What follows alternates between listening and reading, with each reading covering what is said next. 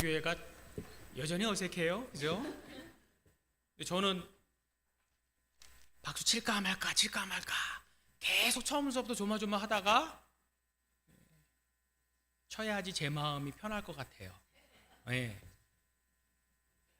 여러분, 설교자가 앞에 서면은요 되게 예민해지고 긴장됩니다. 안 떠는 것 같죠? 네, 엄청 떨어요. 그런데 어떻게 이것을 다 설교할 수 있을까? 그런데 찬송 부르면서 마음이 편해집니다. 오늘 본문 말씀은요, 흔히 불의한 청지기의 비유로 잘 알려진 본문입니다. 예수님이 하신 많은 비유 가운데 가장 해석하기 어렵다고 평가듣는 그런 말씀입니다. 그래서인지 자주 들어도 쉽게 잊어요. 오늘 이 말씀을 우리가 바로 알고 우리 삶에 적용했으면 좋겠습니다. 전체 구성을 보면은요, 1절과 8절까지가 예수님이 비유로 하신 말씀이고요, 9절에서 13절까지가 예수님이 이 비유를 해석해 주신 말씀입니다. 따라서 둘을 구분해서 설명하면 안 돼요. 예수님의 해석에 기초해서 비유를 풀어야만 바로 해석할 수 있는 것입니다. 9절에서 13절 예수님의 해석 말씀을 보니까 4번이나 반복되는 단어가 하나 나옵니다. 그게 뭔가 하면은요, 재물이에요. 지금 예수님은요, 제자들에게 재물에 대한 올바른 사용 방법에 대해서 지금 가르치고 있는 것입니다. 여기에 근거해서 오늘 말씀의 제목입니다. 재물에 대한 교훈. 재물에 대한 교훈. 오늘 말씀을 통해서 예수님께서 우리에게 주신 혹은 맡기신 우리의 소유한 이 재물을 어떻게 사용하시기를 원하시는가 배웠으면 좋겠습니다. 그럼 먼저 앞부분 1절까지 9절까지에 있는 청지기 비유, 이 비유에 대한 말씀을 한번 살펴보겠습니다. 1절 한번 읽어주시기 바랍니다. 또한 제자들에게 이르시되 어떤 부자에게 청지기가 있는데 그가 주인의 소유를 낭비한다는 말이 그 주인에게 들린지라. 예수님이 비유를 제자들에게 했다는 말은 우리에게 했다는 말씀이에요. 우리에게 주신 교훈입니다. 비유를 보니까 이름이 나오지 않는 한 부자가 나오고요, 그 부자에게 속해 있는 청지기가 나옵니다. 여러분, 당시 청지기는요, 주인의 모든 소유를 관리하는 거예요. 그만큼 주인의 신뢰가 있는 그런 사람이 청지기가 되는 겁니다. 그런데 주인이 하루는 소문을 들었는데요, 이 청지기가 신뢰관계를 배반해서 주인의 소유를 낭비한다는 그런 소문을 듣게 됩니다. 오늘날로 하면은요, 회사의 재정 담당자가 회사 돈을 횡령한 것 같은 그런 잘못을 저지른 겁니다. 이 소문을 들은 주인이 이제 청지기를 불러서 말합니다. 그 말씀 2절이에요. 2절 한번 읽어주시기 바랍니다. 주인이 그를 불러 이르되 내가 내게 대하여 들은 이 말이 어찌 됨이냐. 내가 보던 일을 세마라. 청지기 직무를 계속하지 못하리라 하니. 주인이 청지기를 불러서 자초지종을 듣습니다. 그리고 두 가지 결론을 내요. 첫 번째는 그동안 네가 했던 모든 재정보고를 세마라. 두 번째는 내가 당장 너를 자르진 않지만, 당장은 너를 해고하진 않겠지만 너는 곧 해고당할 것이다, 퇴직할 것이다 라고 예고합니다. 이제 얼마 후면 퇴직할 수밖에 없는 이 청지기, 속으로 이렇게 생각이 들었습니다. 이 나이에 땅을 파면서 먹자니 힘이 없고, 그렇다고 다른 사람의 빌어먹자니 나이가 많아 부끄럽구나 라고 미래를 걱정합니다. 그러다가 기발한 방법을 생각해내요. 이겁니다. 주인에게 빚진 사람들이 제법 많았던 것 같아요. 그 사람들을 몰래 불러서 자신이 몰래, 주인 몰래 빚을 어느 정도 탕감해 주면 나중에 내가 퇴직한 이후에 나로 인해서 그 빚을 어느 정도 탕감받은 사람들이 나를 영접할 것이다 라고 생각한 것입니다. 그래서 청지기는 서둘러서, 아직은 그 자리에 있으니까 퇴직하기 전에 서둘러서 주인에게 빚진 사람들을 하나 둘 부릅니다. 첫 번째 온 사람 얼마 빚졌어 하니까 기름 100마를 빚졌다는 거예요. 빨리 와서 이 채무증서, 차용증서를 줄 테니까 50말로 고쳤어 라고 말합니다. 당시 기름은요, 감람루였던 걸로 보입니다. 상당히 고가였어요. 100말에서 50말을 지금 탕감해 주지 않았습니까? 위조를 해서. 50마리 어느 정도의 비용일까 계산해 보면은요, 수천만 원입니다. 일반 노동자들이 1년에서 1년 이상, 1년 반 정도, 그 정도에 해당하는 그 비용을, 그 채무를 탕감해 준 거예요. 또 그 다음에 또 다른 사람을 부릅니다. 얼마 빚혔어? 했더니 밀 100석을 빚혔대요. 그러니까 그래 20석 빼고 80석만 빚진 걸로 해줄 테니까 고쳤어 라고 합니다. 이 역시 상당한 액수였습니다.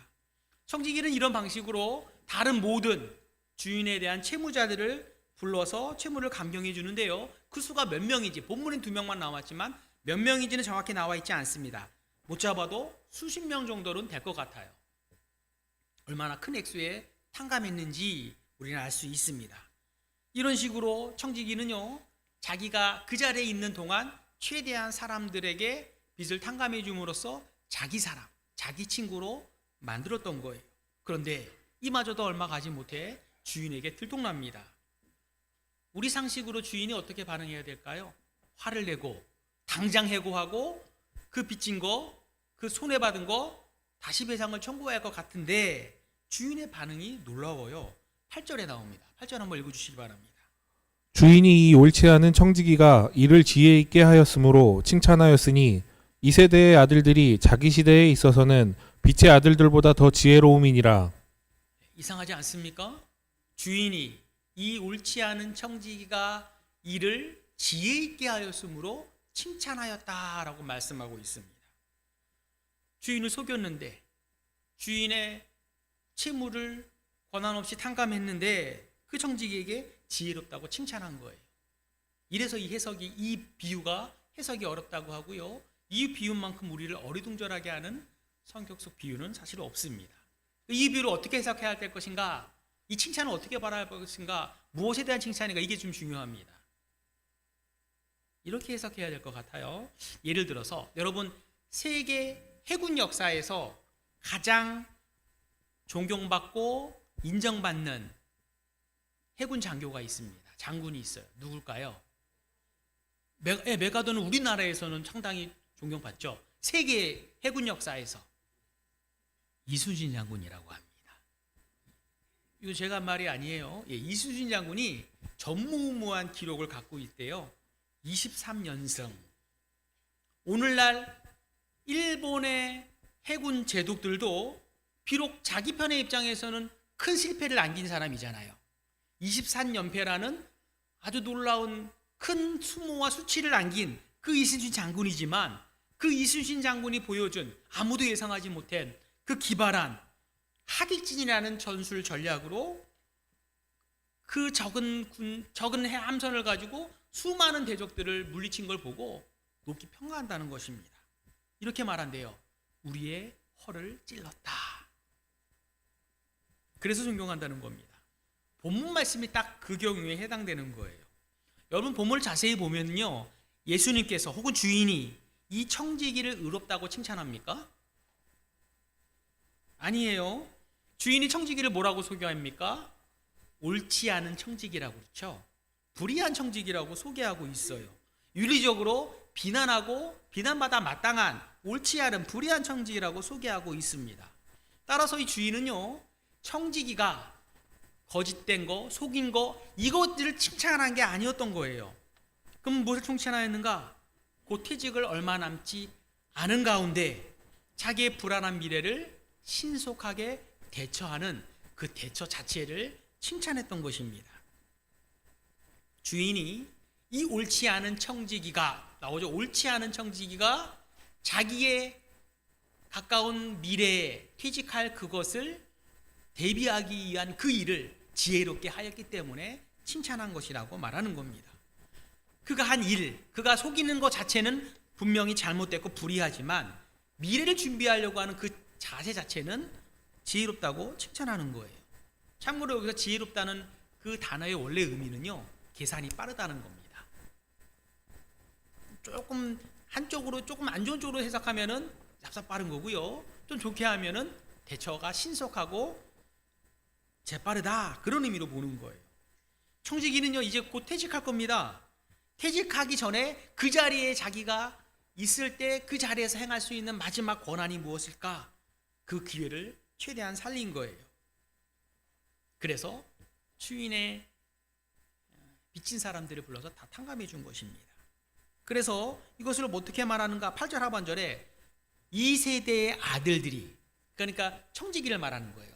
2세대의 아들들, 믿지 않는 사람들, 세상에 속한 사람들이 그 자기 시대, 이 세상에 있어서는 빛의 아들들보다, 그리스도인들보다, 성도들보다 더 지혜롭다. 세상적인 지혜, 세상적인 계산 빠름, 대처가 빠르다고 이렇게 칭찬한 것입니다. 여러분, 세상에 속한 사람들, 2세대의 아들들의 미래가 없습니다. 천국이 없어요. 그러니까 이 사람들은요, 이 세상에서 살고 있는 동안, 퇴직해서 죽는 그날까지, 그때까지 잘 사는 게 중요했습니다.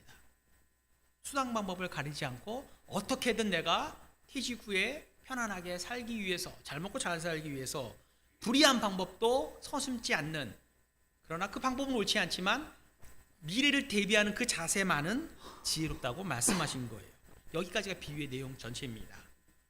그러면 예수님께서 이 비유를 왜 우리에게 주셨을까? 이 불의한 청지기의 이 대처하는 모습을 보고 우리에게 무엇을 말씀하시는가? 특별히 우리의 재산을 어떻게 사용할 걸 말씀하시는가? 본문 말씀을 한번 적용해 보도록 하겠습니다. 세 가지예요. 9절에서 13절 말씀인데, 첫 번째 우리가 이 말씀에서 주님이 주시는 우리의 적용점은요, 우리가 소유하고 있는 것, 우리가 가지고 있는 것을 가지고 친구를 사귀라는 것이 주님의 첫 번째 교훈입니다. 9절 한번 읽어주시기 바랍니다. 내가 너희에게 말하노니 불의의 재물로 친구를 사귀라. 그리하면 그 재물이 없어질 때에 그들이 너희를 영주할 처소로 영접하리라. 예수님이 이 비유를 말씀하신 다음에 바로 해석하시는 게 뭐냐면요, 내가 너에게 해석하는데 불의의 재물로 친구를 사귀어야 한다라고 말씀하십니다. 불의의 재물. 여러분, 여기서 불의의 재물이라고 해서 이 불의하다는 말이, 예수님의 말씀이 재물 자체가 불의하다고 말씀하는 것이 아니라는 것을 우리는 알아야 돼요. 여러분, 재물 자체가 선하고 악할 수가 있습니까? 아니죠. 재물 자체는 중립이에요. 그죠? 하나님이 아브라함에게 재물 얻을 권능을 주셨기 때문에 아브라함이 큰 부자가 됐고 족장이 될 수 있었던 거예요. 부자가 나쁜 게 아니고, 가난한 사람이 나쁜 게 아니고, 하나님께서 주신 능력대로 받는 것입니다. 따라서 불의한 재물은요, 재물 자체가 악하다, 선하다, 그런 평가를 한 말이 아니에요. 그러면 불의한 재물은 무엇을 말하는가? 여기서 말하는 불의한 재물은요, 머지않아 곧 사라지고 없어지게 될 재물을 불의한 재물이라고 표현하고 있습니다. 여러분, 재물이요, 있다가도 없지 않습니까? 없다가도 있는 게 재물이에요. 또 재물은요, 세상의 재물은요, 우리가 천국으로 갈 때 가져갈 수 있습니까? 없습니까? 없어요. 다 두고 가는 거예요. 빈몸 갑니다. 아무리 이 세상의 재벌로 살아도요, 죽을 때는 다 수의 하나 있고 빈몸으로 가는 거예요. 그래서 자세히 보시기 바랍니다. 내가 너희에게 말하노니 불의의 재물로 친구를 사귀라. 그리하면 그 재물이 없어질 때에. 그 재물은 어떤 재물입니까? 앞에 나와 있는 불의의 재물이에요. 그러니까 불의의 재물은 그 재물인데, 그 재물은 어떻게 되는 겁니까? 없어지는 재물이라고 본문에서 설명해 주고 있어요. 너는 지금 네가 많이 갖고 있다고 생각하는, 네가 소유하고 있는 그 재물, 그 재물은 사실은 평생 네 거 아니야. 네가 지고 갈 거 아니야.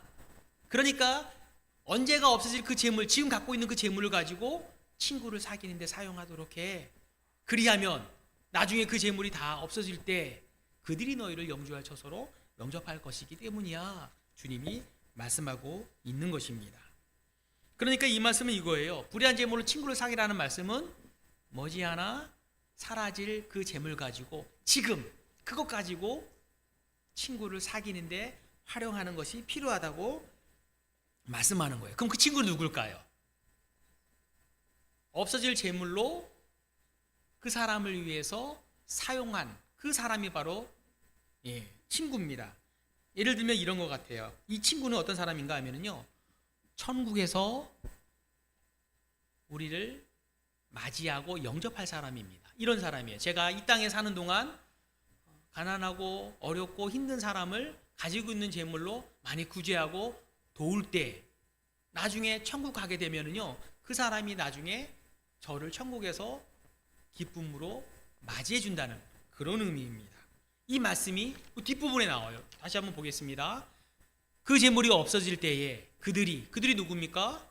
내가 없어질 재물로 친구를 삼았던 그 사람들이겠죠. 그 사람들이 나를 영주할 처소, 영원히 거주할 처소, 천국에서 너를 영접할 것이다 라고 말씀하신 거예요. 세상에서 우리에게 주신, 하나님이 우리에게 주신 그 재물, 하나님이 우리에게 주신 그 모든 것을 가지고 다른 사람을, 어려운 형제를 돕고 구제하는 데 사용하면 나중에 그 사람들이 천국에서 우리를 근데 너무 고마웠어요, 감사합니다 라고 우리를 맞이한다는 거예요. 다른 사람을 위해서 우리가 물질을 사용하는 것은요, 사실 하늘의 보화를 쌓는 겁니다. 천국의 창급을 쌓는 거예요. 이건 제 말이 아니라 예수님이 말씀하셨어요. 마태복음 25장 예수님이 이렇게 말씀하십니다.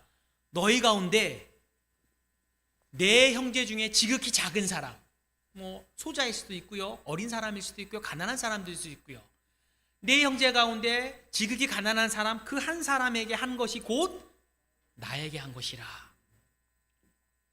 그러면서 이렇게 말씀하십니다. 누구든지 교회 안에서 어린 소자에게 냉수 한 그릇이라도 대접한다면 결탄코 상을 잃지 않으리라. 우리 예수님이 말씀하신 거예요. 여러분, 어린아이에게 더운 날 냉수 한 그릇 얼마나 좋겠습니까? 그죠? 얼마나 감사할게요. 그죠? 어린아이에게 냉수 한 그릇, 그 사람의 형편을 보고 대접하는 것만으로도 하나님이 잊지 않고, 결탄코 잊지 않고 하늘에서 상급으로 갚아주시겠다고 예수님이 약속하신 거예요. 그렇다고 한다면 내가 가진 물질을 가지고, 냉수보다 내가 가진 물질을 가지고 더 어렵고 더 힘든 사람을 사랑의 마음으로 그들을 돕고 구제한다면 얼마나 더 상급이 클까 우리는 짐작할 수 있습니다. 우리가 어려운 형제자매를 위해서 혹은 어려운 교회를 위해서 사용하는 것은요, 누구를 위해서 사용하는 것이라고요? 나에게 한 것이라. 누구를 위해서 하는 것이라고요? 주님을 위해서 하는 거예요. 예수님께서, 다시 한번 제가 이렇게 말했어요. 예수님께서 이렇게 말씀하셨어요. 형제 가운데 한 사람에게 한 것이 곧 나 예수에게 한 것이다. 그러니까 너희가 형제를 돌보는 것이 나에게 한 거니까 나에게 할 생각 하지 말고 형제에게 도와. 이게 예수님의 가르침인 거예요. 따라서 우리가 형제자매를 위해서 없어질 재물을 가지고 나만 위해서 움켜쥐고 사용하는 것이 아니라 그들을 위해서 사용한다면 그것이 주님을 위해서 사용하는 것이고, 주님의 교회를 위해서 사용하는 것이고, 주님께서 그것을 반드시 갚아줄게 약속하시는 거예요. 이 말씀을 불의의 재물로 누구를 사기라? 친구를 사기라는 말씀입니다.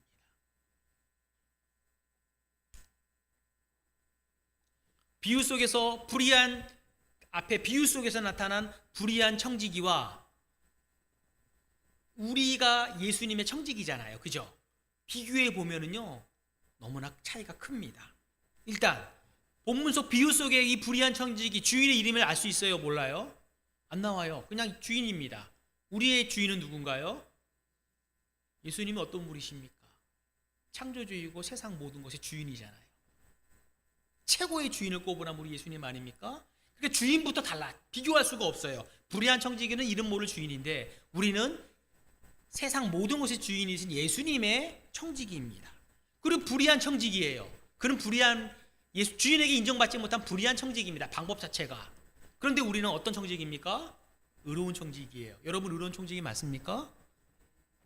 어떻게 여러분이 의로운 청지기가 될 수 있습니까?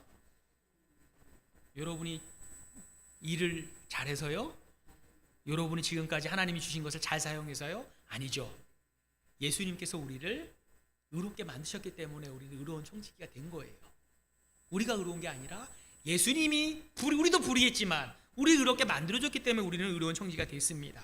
또 앞에 나온 비유 속 불의한 청지기는요, 기껏해서 이렇게 속여가지고 탕감해가지고 친구를 만들고 영접한다면 이 세상 잠깐이에요. 퇴직하고 이 세상 사는 동안 그 사람들이 날 인정해주고 받아주는 것 뿐입니다. 그런데 우리가 의로운 청지기로서 하나님의 교회에서 혹은 어려운 사람들 돌보면 그것이 이 세상 잠깐 머뭅니까? 아니면 천국까지 갑니까? 천국까지 가잖아요. 천국의 상급을 쌓는 거잖아요. 불의한 청지기는 보상을 받지 못했습니다. 칭찬 들었지만 아마 나중에 손해배상을 청구받았을 것 같아요. 그런데 우리는 어떻습니까? 소자에게 냉수 하나 대접해도, 어려운 사람에게 작은 거 대접해도 주님께 한 것이고 하늘에 쌓은 거니까 결탄코 상을 잃지 않으리라. 하나님 예수님께서 천국 가면 우리에게 무엇을 베푸신다는 거예요? 상급을 주신다는 거예요. 우리에겐 상급이 약속되어 있습니다. 그런데 앞에 있는 불의한 청지기는요, 주인의 이름도 모르고 인정받지도 못한 불의한 청지기이고, 또 잠깐 퇴직하고 세상이나 잠깐 부귀영화를 누리는 것이고 보상도 없어요. 그런데 이 일에 지혜롭게 열심히 한 거예요. 빨리 대처한 겁니다. 이거 칭찬받은 거예요. 그도 불의한 청지기도 그렇게 했다고 한다면 저와 여러분은 주인이신 예수님께서 우리를 의로운 청지기로 불러주셨고 영원한 천국의 상급을 쌓을 것이고 그것을 갚아주신다고 약속하고 계신다고 한다면 우리는 이 청지기보다 더 열심히 일해야 됩니까? 안 해야 됩니까? 일해야 되죠. 그 말씀이에요. 우리가 불의한 청지기보다 더 열심히 일하지 않으면 안 될 사람입니다. 과연 우리는 지금 하나님 우리에게 주신 걸 가지고 잠깐 없어질 그러한 불의한 재물을 가지고 친구를 사귀고 만들고 있고 천국의 상급을 쌓고 있는가? 우린 돌아볼 필요가 있어요. 우리나라는 과거에 하나님을 모르고 복음도 듣지 못한 조상신을 섬기던 나라였습니다. 그런 우리를 위해서 외국에서 젊은 선교사들이 또 그 선교사들이 국내에 와서 교육이나 의료나 종교나 모든 것들을 할 수 있도록 수많은 사람들이 제물로 후원해서 우리에게 복음이 전해진 겁니다. 그죠? 아펜젤러, 언더우드 이분들이 오셔서 우리나라에 의료기관도 세우고 학교도 세우고 교회도 세우고 우리에게 복음을 전했기 때문에 저와 여러분이 그 은혜로 그 후원으로 오늘 우리가 예수를 믿게 된 거 아니겠습니까? 한국교회가 그렇게 성장한 거예요. 우리는 그들에게 복음을 빛을 지고 있습니다. 천국 가면 누구를 만날까요? 언더우드 만날 겁니다. 아펜젤러 만날 거예요. 아, 저분이 그분이래. 가서 인사 안 하겠습니까? 한번 해야죠. 그게 바로 영주할 처소에 우리를 영접하리라 그 말씀입니다. 우리가 할 일은요, 하나님 우리의 적은 능력 이걸 가지고 바르게 쓰는 거예요. 오늘날 어떤 것이 우리에게 꼭 필요할 것인가? 멀리 우리가 해외까지 선교를 못한다 할지라도 내부적으로 우리가 할 수 있는 게 분명히 있을 것입니다. 오늘날 선교지가 국내가 선교지라는 말 쉽게 합니다. 예전에는 해외가 선교지였어요. 그런데 국내가 선교지. 왜 국내가 선교지냐? 사람들이 교회를 이탈합니다. 복음을 알아도 이탈해.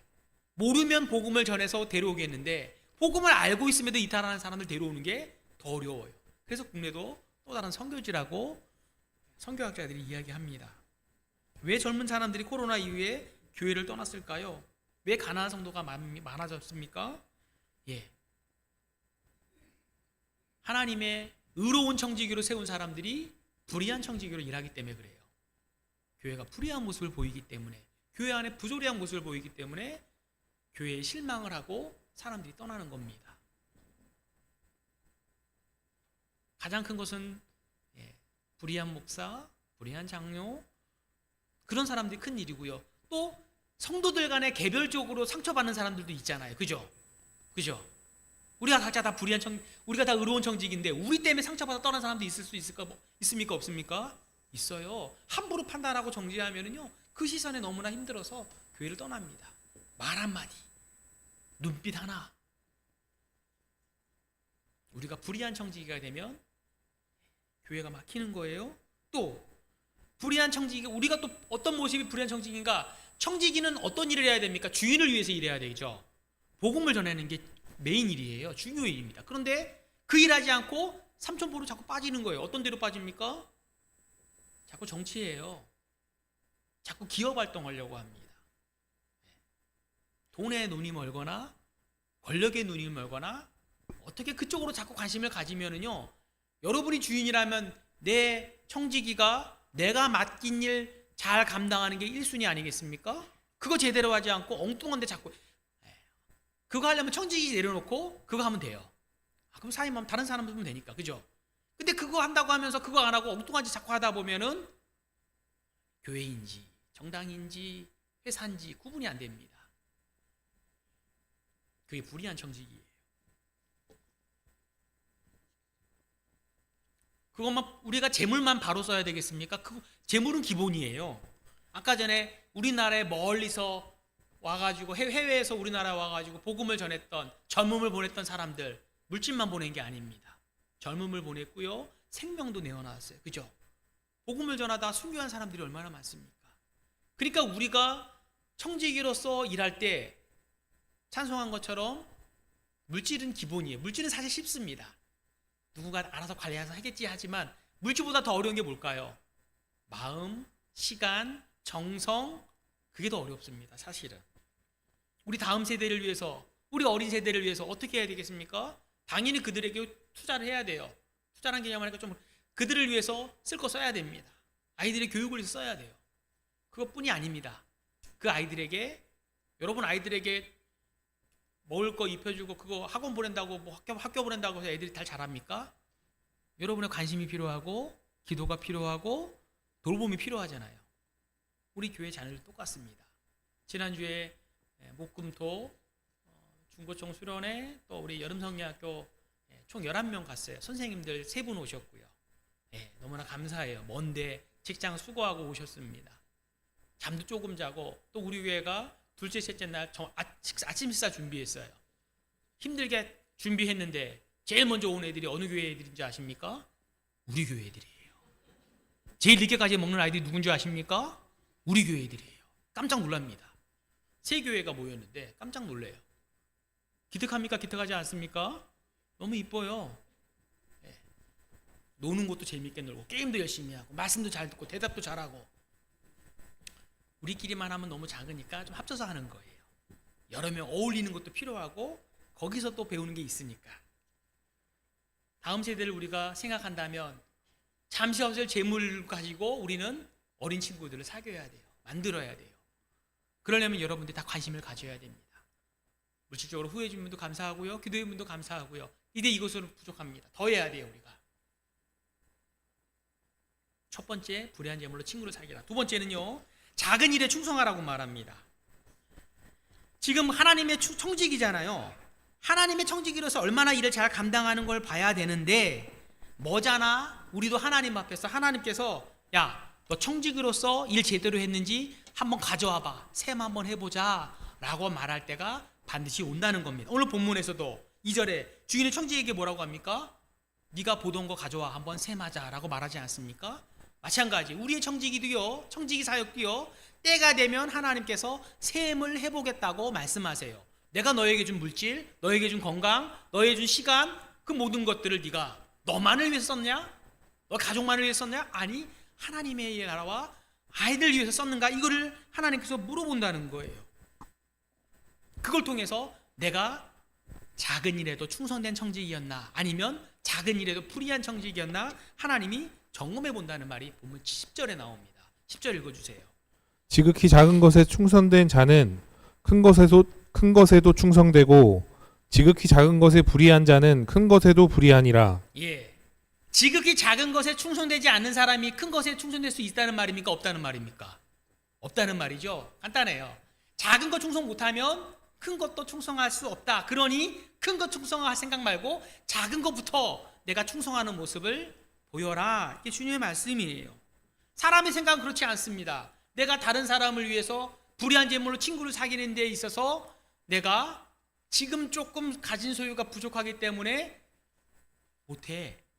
조금 더 내가 여유가 있으면 그때 할 수 있어 라고 사람들은 보통 착각하죠.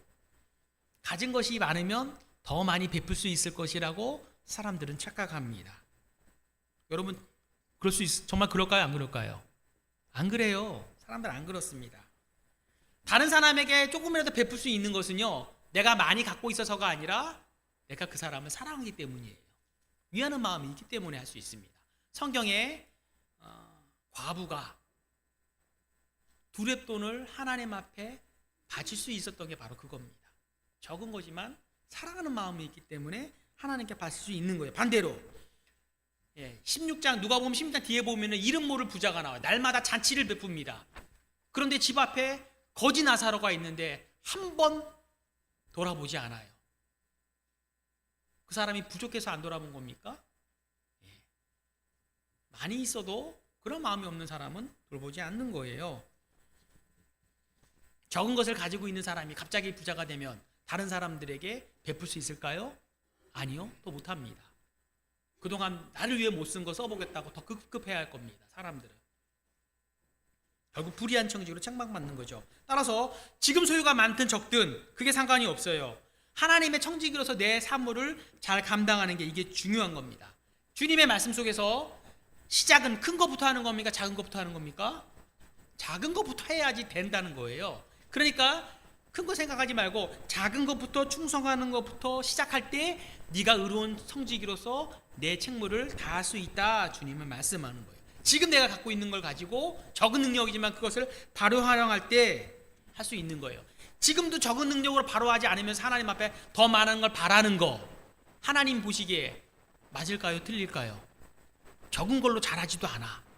근데 그 사람에게 하나님 더 주면 잘할게요, 더 주세요 라고 할 때 하나님 보시기에 작은 것에 충성하지 않는데 큰 걸 주면 충성할 거라고 생각해서 하나님이 맡길까요? 안 맡길까요?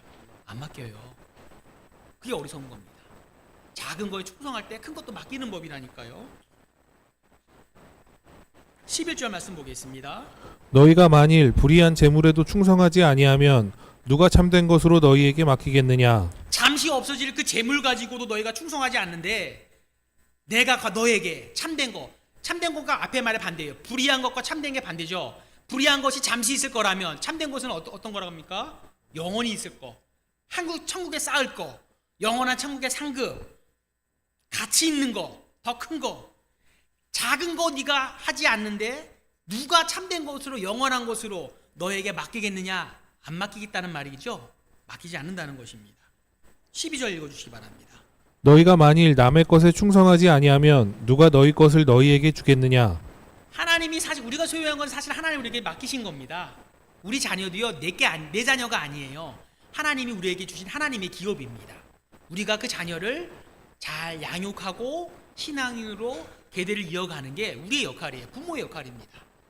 돈도 마찬가지예요. 물질도 하나님 우리에게 맡기신 거예요. 그런데 너희가 만일 남의 것, 하나님의 것이에요.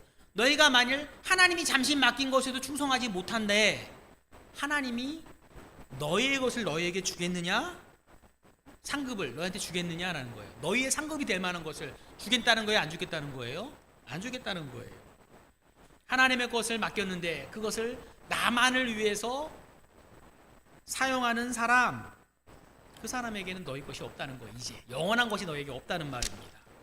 그러므로 우리는 우리에게 잠시 맡은 것을 하나님의 것인 줄 알고 하나님의 나라와 하나님의 백성을 위해서 사용할 줄 아는 것이 지혜입니다. 마지막 한 가지 빨리 더 볼게요. 세 번째는요, 재물을 섬기지 말고 하나님을 섬기라는 거예요. 여러분, 하나님의 것을 맡는 청지기는요, 세상 청지기와 완전히 차원이 다릅니다. 그렇기 때문에 너무나 힘들고 어려워요. 왜 우리는 하나님의 청지기가 됐습니까? 예수님이 우리를 피로 깨끗이 값없으로 치르고 사셨기 때문에 우리가 예수님의 소유고 예수님이 우리의 주인이에요. 따라서 예수님이 우리의 주인이기 때문에 우리에 대한 권한이 누구한테 있습니까? 예수님께 있죠. 예수님이 주인이니까 샀기 때문에.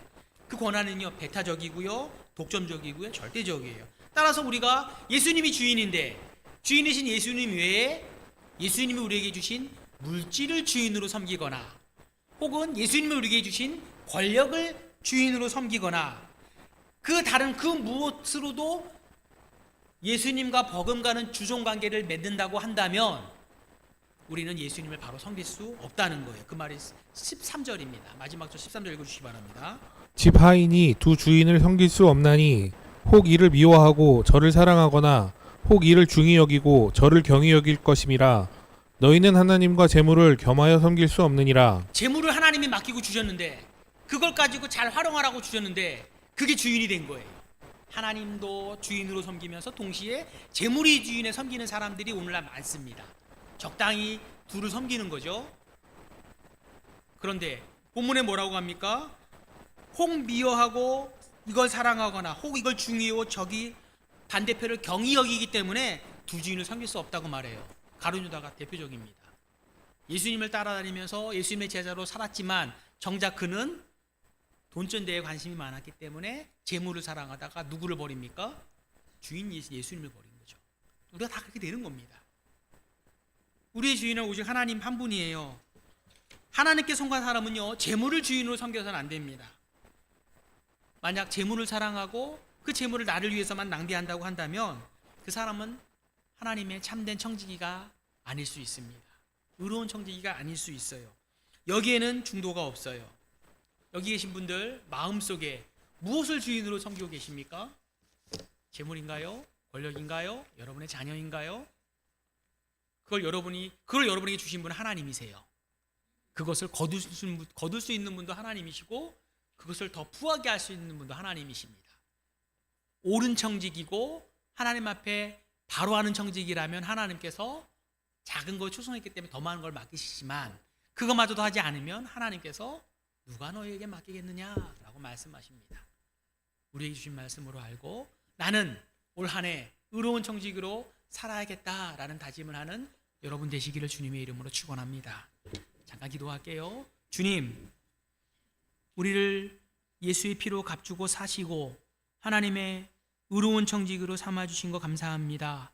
구원해 주신 것도 감사한데 우리에게 좋은 환경과 건강과 물질과 시간과 모든 여건을 허락해 주셨건만 우리를 위해서만 이것을 사용할 때에 하나님이 우리를 불의하다, 내가 너에게 더 무엇을 맡기겠느냐 책망하시는 것을 배웠사오니 우리에게 있는 것을 적은 것이지만 잠깐 있을 재물을 가지고 친구를 사귀고 작은 것에서부터 하나님께 충성하며 오로지 하나님만 주인으로 섬기는 모든 정국교회 성도님들 되게 하여 주시옵소서. 예수님의 이름으로 기도합니다. 아멘. 찬송하겠습니다. 213장 할게요.